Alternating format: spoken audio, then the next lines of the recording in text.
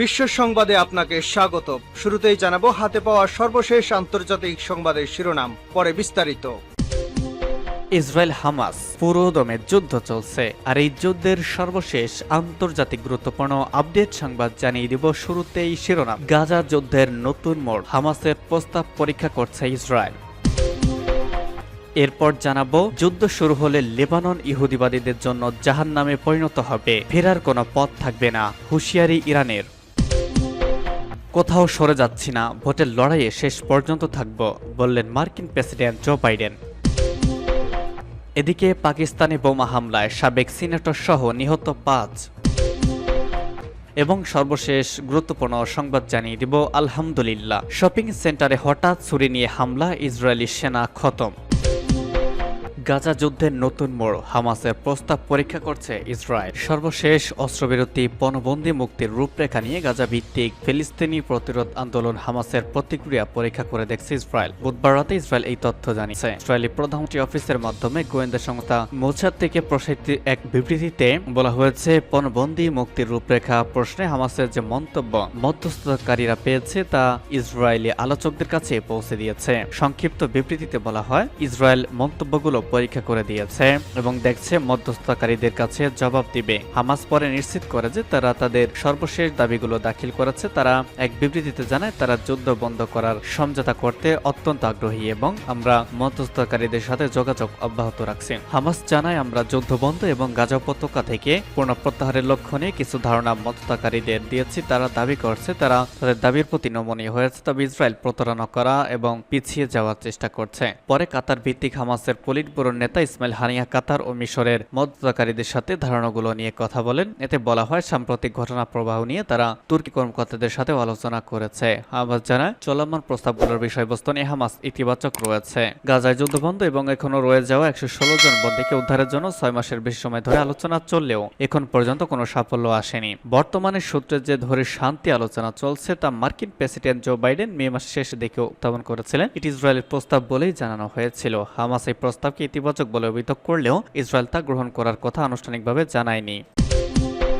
যুদ্ধ শুরু হলে লেবানন ইহুদিবাদীদের জন্য জাহান্নামে পরিণত হবে, হুঁশিয়ারি ইরানের, ফেরার কোনো পথ থাকবে না। ইসলামী প্রজাতন্ত্র ইরানের ভারপ্রাপ্ত পররাষ্ট্রমন্ত্রী আলী বাকির কানি বলেছেন, ইহুদিবাদী ইসরায়েল যদি লেবাননের বিরুদ্ধে যুদ্ধ শুরু করে তাহলে যুদ্ধক্ষেত্র দখলদারদের জন্য জাহান্নামে পরিণত হবে, যেখান থেকে তারা বের হতে পারবে না। ইরানের পররাষ্ট্রমন্ত্রী লেবাননের ইসলামী প্রতিরোধ আন্দোলন হিজবুল্লাহকে ইহুদিবাদী ইসরায়েলের বিরুদ্ধে শক্তিশালী খেলোয়াড় হিসেবে প্রশংসা করেন। গতকাল ইরানের মন্ত্রিসভার সাপ্তাহিক বৈঠকের অবকাশে সাংবাদিকদের কাছে সব কথা বলেছেন আলী বাকেরি কানি। ইসরায়েল সম্প্রতি লেবাননের বিরুদ্ধে সর্বাত্মক যুদ্ধ শুরুর হুমকি দিয়েছে নিয়ে দুপক্ষের মধ্যে মারাত্মক উত্তেজনা বিরাজ করছে। আলী বাকেরি কানি বলেন, লেবাননের প্রতিরোধ আন্দোলন খুবই শক্তিশালী ভূমিকা পালন করেছে, যা আন্তর্জাতিক এবং কূটনীতির ক্ষেত্রে প্রতিরোধটি করেছে। যুদ্ধ শুরু হলে লেবানন নিশ্চিতভাবে দখলদার ইসরায়েলের জন্য জাহান্নামে পরিণত হবে, যেখান থেকে তারা বের হতে পারবে না। গত 7 অক্টোবর ইহুদিবাদী ইসরায়েল গাজায় বর্বর আগ্রাসন শুরু করার পর থেকে হিজবুল্লাহ যোদ্ধারা ইসরায়েলের বিরুদ্ধে নিয়মিতভাবে হামলা চালিয়েছে। হিজবুল্লাহ বলছে, গাজা আগ্রাসন বন্ধ করলেই শুধুমাত্র ইসরায়েলের বিরুদ্ধে তাদের হামলা বন্ধ হবে। এদিকে নিউ ইয়র্ক টাইমসে প্রকাশিত এক প্রতিবেদনে বলা হয়েছে, ইসরায়েলি সামরিক বাহিনীর শীর্ষ 2 জেনারেল বিশ্বাস করেন যে বিশিষ্ট পণবন্দীদের মুক্তির জন্য স্থায়ী যুদ্ধবিরতি সর্বোত্তম পন্থা। তারা অবশ্য তাদের পরিচয় প্রকাশ করেনি। এক সিনিয়র ইসরায়েলি কর্মকর্তা বলেছেন, হামাসের সর্বশেষ প্রস্তাবটি আগেরগুলোর চেয়ে ভালো হলেও হামাস এখনো স্থায়ী যুদ্ধবিরতিতে অটল রয়েছে, আর তা মেনে নেয় ইসরায়েলের পক্ষে সম্ভব হবে না। তাছাড়া প্রধানমন্ত্রী বেনিয়ামিন নেতানিয়াহু চান না স্থায়ী যুদ্ধবিরতি। এমনকি হামাসের সর্বশেষ প্রস্তাবটি প্রাপ্তির কথা স্বীকার করতেই প্রধানমন্ত্রীর অফিস কয়েক ঘন্টা দেরি করা হয়েছে। কোথাও সরে যাচ্ছি না, ভোটের লড়াইয়ে শেষ পর্যন্ত থাকব, বললেন বাইডেন। যুক্তরাষ্ট্রের প্রেসিডেন্ট জো বাইডেন গত সপ্তাহে তার দুর্বল বিতর্কের জন্য ব্যাপক সমালোচনার মুখে পড়েছেন। নির্বাচনী দৌড় থেকে সরে যেতে তার উপর কার্যত চাপ বেড়েই চলেছে। তবে সব চাপ উপেক্ষা করে লড়াই শেষ পর্যন্ত থাকার প্রতিশ্রুতি দিয়েছেন বাইডেন। আজ এক প্রতিবেদনে তথ্য জানিয়েছে বার্তা সংস্থা রয়টার্স। প্রতিবেদনে বলা হয়েছে, মার্কিন প্রেসিডেন্ট জো বাইডেন গতকাল তার প্রচারণা কর্মীদের সাথে ফোন কলে কথা বলেছেন এবং ডেমোক্রেটিক আইন প্রণেতা ও গভর্নরদের সাথে বৈঠক করেছেন। এ সময় সালের আসন্ন প্রেসিডেন্ট নির্বাচনে লড়াইয়ে থাকার প্রতিশ্রুতি দিয়েছেন তিনি। চলতি বছরের নভেম্বরে যুক্তরাষ্ট্রে প্রেসিডেন্ট নির্বাচন অনুষ্ঠিত হবে। 4 বছর আগের মতো এবারের নির্বাচনে প্রেসিডেন্ট জো বাইডেনের প্রধান প্রতিদ্বন্দ্বী হিসেবে থাকছেন সাবেক মার্কিন প্রেসিডেন্ট ডোনাল্ড ট্রাম্প। আসন্ন এই নির্বাচনকে সামনে রেখে গত সপ্তাহে বিতর্কে অংশ নিয়েছিলেন এই দুই প্রার্থী। পররাষ্ট্রনীতি, অর্থনীতি, সীমান্ত ইস্যু, সামাজিক নিরাপত্তা, চাইল্ড কেয়ার, কংগ্রেস ভবনে হামলা ঘটনা এবং গর্ভপাত সহ বিভিন্ন ইস্যুতে তার কথা বলেন এবং সেই বিতর্কে বাইডেনের পারফরমেন্স ছিল অত্যন্ত দুর্বল। মূলত গত সপ্তাহে সেই বিতর্কের পর থেকে বাইডেনকে নিয়ে যুক্তরাষ্ট্রে ব্যাপক সমালোচনা শুরু হয়। অনেকেই বলেছেন 80 বছরের বেশি বয়সী বাইডেনের এবার আর নির্বাচনে প্রতিদ্বন্দ্বিতা করা উচিত নয়, কারণ তিনি ঠিকমতো কথা বলতে পারছেন না, বিতর্কের সময় প্রতিপক্ষের কথা জবাব দিতে পারছেন না।